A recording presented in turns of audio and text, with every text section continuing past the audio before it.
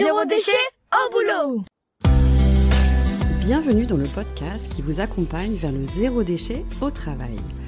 Vous êtes sensible à prendre soin de la planète, œuvrer pour diminuer les déchets à la maison, mais au travail c'est le désastre. Gâchis de papier, d'emballage, indifférence des collègues, vous vous sentez démuni face à l'ampleur de la tâche. Alors, bonne nouvelle, ce podcast s'adresse à tous ceux qui souhaitent avancer de manière positive et concrète dans une démarche de diminution des déchets en entreprise. Allez, place au sujet du jour. Bienvenue pour ce nouvel épisode. Aujourd'hui, je vous propose de découvrir un format différent des outils de la transition écologique, mais qui me semble tout aussi impactant et efficace, peut-être même plus. Pour cela, j'ai invité Valérie Pastre, comédienne nantaise, qui propose un one-woman show sur le thème de l'écologie. Valérie, bonjour. Bonjour Sophie. Alors, votre show, Valérie, s'intitule Namasté Again. Le fil conducteur du spectacle est la découverte de l'écologie, du zéro déchet, par votre personnage, tout cela enrubanné d'un ton cash et humoristique. Vivre ce spectacle, c'est passer un bon moment, découvrir ou conforter quelques gestes écolos, rire, voire même se déculpabiliser. Alors pour ma part, j'ai découvert votre spectacle par le détour d'un mail. Vous avez choisi de me partager l'information de votre passage à Lille au Spotlight. Alors ce message a attisé ma curiosité et j'ai eu envie de mettre en lumière votre démarche. C'est ce dont nous allons parler aujourd'hui. On y va ? Valérie Pastre, pouvez-vous vous présenter ? Oui, alors donc je suis comédienne nantaise et voix off. J'ai commencé dans ma vie d'avant mes études par une école de commerce, comme quoi on peut vraiment avoir plein de chemins différents dans la vie pour arriver là où on est et se sentir aligné enfin. Et du coup, moi, ma trajectoire après avoir mon diplôme, c'est des cours Florent, Studio Pygmalion, des grandes écoles. Et puis après, j'ai commencé très vite à faire des comédies de boulevard et puis à jouer. Et je me suis rendu compte que ma place était bien là. Et puis, il y a une dizaine d'années, je me suis dit que j'avais envie d'écrire moi aussi un spectacle qui me ressemble et vraiment d'y mettre beaucoup de moi et de donner aussi un peu plus aux gens, de leur faire partager mes valeurs, mes convictions dans le rire, la joie et la bonne humeur. Alors justement, vous avez écrit et vous jouez le spectacle Namasté Again. Qu'est-ce qui vous a amené à écrire ce spectacle spécifiquement sur l'écologie ? Alors, ce spectacle est né il y a maintenant 8 ou 9 ans. C'était un moment où je commençais vraiment, moi, à me poser beaucoup de questions entre ma vie parisienne, parce que j'ai vécu une dizaine d'années à Paris, et puis mes valeurs et mes convictions. Et puis, il y avait beaucoup de choses, en fait. Je me rendais compte que je faisais des petits gestes, mais j'avais l'impression de culpabiliser, que c'était jamais assez bien, jamais assez. Et je suis très proche d'une de mes cousines qui s'appelle Marion, qui vit dans les montagnes. On échangeait beaucoup à ce sujet-là et un jour, j'ai été la voir. Je passais une petite semaine de vacances chez elle. On a eu beaucoup échangé et j'ai découvert tellement de choses. Elle était tellement, elle, passée à un stade encore autre et supérieur à être connectée vraiment à la nature, à se sentir vraiment alignée dans tout ce qu'elle faisait. Et je me suis dit, mais en fait, c'est ça, je vais raconter cette histoire. Parce que, en fait, moi, je trouvais, elle m'apprenait tellement de choses et parfois je rigolais parce que en fait, je connaissais pas tout ce dont elle me parlait. Et je trouvais que c'était un sujet merveilleux, en fait, le sujet était là et que je pouvais sans cesse l'agrémenter et aussi le remettre au goût du jour, parce qu'il y a beaucoup de choses qui ont évolué évidemment en 8 ans, mais que cette rencontre de personnages parisiennes en burn-out qui rencontre sa cousine et du coup un monde parallèle, bah voilà, le sujet était là, le fil rouge était là, et puis il n'y avait plus qu'à dérouler l'histoire. Alors justement, quels sont les sujets écolos traités dans votre show ? Alors, il y en a énormément. Ça part des petits gestes au quotidien, par exemple des pailles. Les pailles en plastique, c'est un sujet qui m'a beaucoup touchée. Donc voilà, je parle de petits gestes. Là, j'ai agrémenté avec la machine pour filtrer l'eau, la Berkey, parce que ça cartonne dans le milieu écolo et je viens d'en acquérir une, donc maintenant je peux en parler. Et en Mhm. fait, voilà, de donner des informations, mais aussi de prendre beaucoup de recul en se disant, voilà, ça, voilà, je fais ça, moi, pour ma santé, la planète. Bon, à côté, il y a la 69 qui va se construire. En fait, j'essaye d'agrémenter avec aussi des sujets d'actualité. Donc, quand il y avait le sujet de la 69, en plus, je jouais à Toulouse, donc j'en ai beaucoup parlé. J'essaye à chaque fois de trouver voilà, mon intro, c'est que de l'actualité. Donc, à chaque fois que je vais jouer quelque part, c'est vraiment ce qui se passe actuellement, voilà, les sujets d'actualité forts. Après, je parle évidemment des huiles essentielles.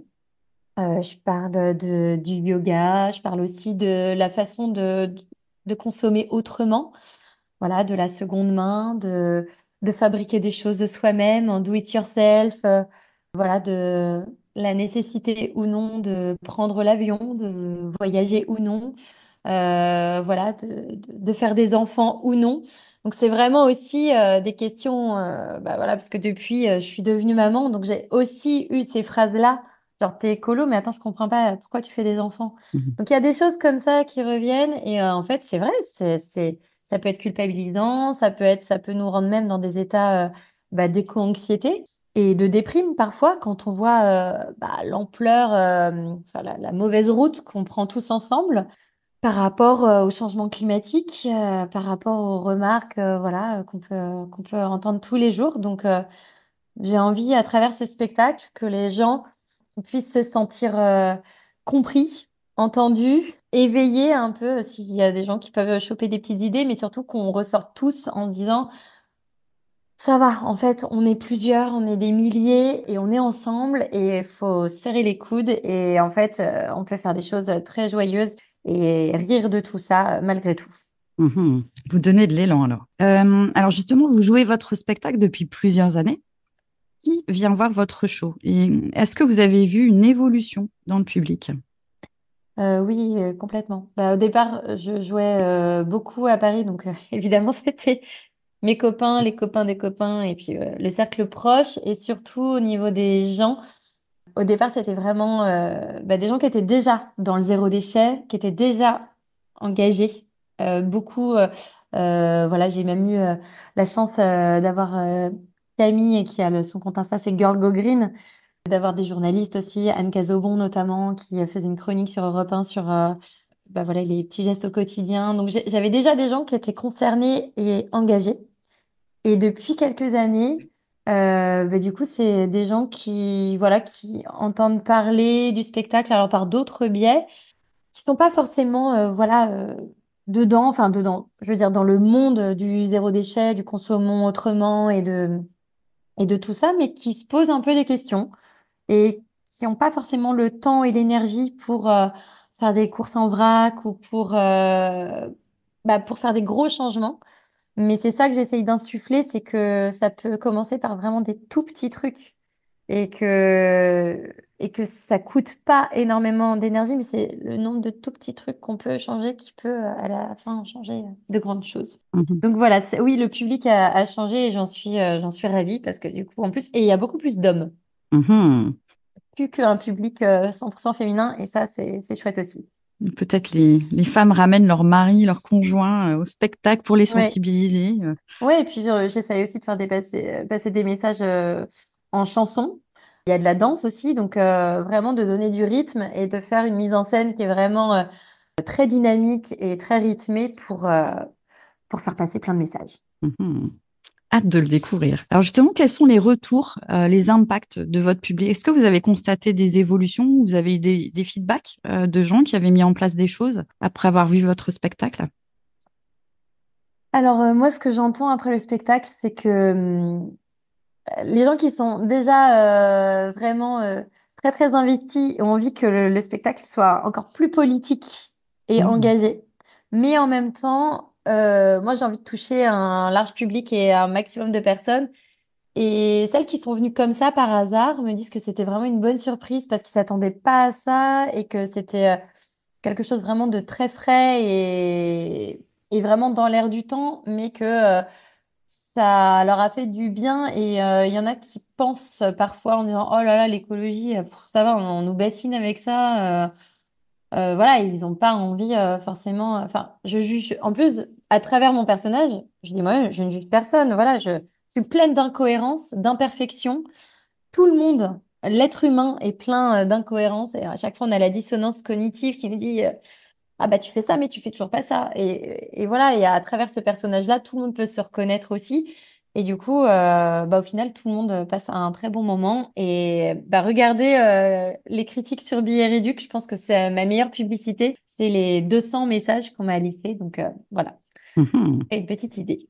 Alors, je trouve qu'un show ou un spectacle, c'est un bel outil pour ouvrir le dialogue, pour faire vivre des émotions, interpeller sur les enjeux du moment, voire même de déranger. Est-ce que vous avez déjà eu l'occasion de proposer votre spectacle auprès de structures pour mobiliser des collaborateurs, par exemple dans une démarche RSE? Et si oui, est-ce que vous pouvez nous raconter l'une de vos expériences? Oui, alors c'est vrai que j'ai été contactée par plusieurs entreprises qui voulaient en fait que mon spectacle soit un outil pour après ouvrir le dialogue et le débat au sein de l'entreprise avec les collaborateurs pour qu'il y ait un échange. Par exemple, qu'est-ce qu'on peut mettre en place au sein de l'entreprise pour aller vers donner plus de sens et de cohérence dans la démarche RSE ou faire plus de gestes au quotidien. Donc j'ai eu la chance de jouer pour l'ARS, l'Agence régionale de santé, dans plusieurs régions. Et, j'ai fait à Niort, à Poitiers et à Angers. Et puis j'ai été contactée aussi par la SNCF, mais malheureusement le Covid est arrivé et on a dû décaler 3 fois la date, mais ils étaient très intéressés. Et puis là, je suis justement bah, avec d'autres entreprises pour on parle pour faire des séminaires autour de Noël justement. Et puis sur des temps aussi donnés par l'entreprise pour mettre en place des nouvelles actions. Donc c'est quelque chose qui parle beaucoup et qui plaît. Et c'est vrai que faire passer ça sous forme de one-woman show, que ce soit engagé, mais aussi traité évidemment avec beaucoup d'humour, ben, les messages du coup passent beaucoup plus facilement. C'est clair, un bel outil. Alors, si je ne me trompe pas, vous-même, vous avez adopté un mode de vie plus respectueux de l'environnement. Quel serait l'un des gestes dont vous êtes le plus fier? Alors l'un des gestes dont je suis le plus fière, c'est d'avoir zéro plastique dans ma salle de bain. Parce que ça a mis un peu de temps. Alors au niveau des savons, du shampoing solide, du démaquillant, tout ça, j'ai trouvé assez vite. Mais au niveau du maquillage sur scène, de la brosse à dents, du dentifrice, parce que j'en ai testé plein en poudre, mais bon, faut trouver aussi les trucs qui nous plaisent en fait, pour que ce soit aussi un moment plaisir. Et petit à petit, voilà, j'y suis arrivée. Donc, je suis très fière de ça et très fière de me dire aussi que quand je me maquille, c'est du maquillage qui est bio, non testé sur les animaux, vegan. Enfin, je suis vachement pointilleuse maintenant sur aussi tout ce qui touche. Bah voilà, je trouve qu'on fait quand même partie d'un tout et qu'on soit respectueux de la nature et des animaux et de tous les produits qu'on met sur la peau. C'est hyper important. Je me souviendrai toujours d'une phrase de ma cousine qui m'a dit, il faut que ce que tu te mettes sur la peau, tu puisses pouvoir le manger. Mhm. Voilà, si tu es capable de manger ton huile ou ta crème, si tu vois il y a vraiment zéro produit nocif, c'est que c'est OK. Et c'est vrai qu'on n'a pas tout le temps ce réflexe ou cette question à se poser dans tous nos produits du quotidien. Voilà. C'est clair. Vous avez une cousine très inspirante.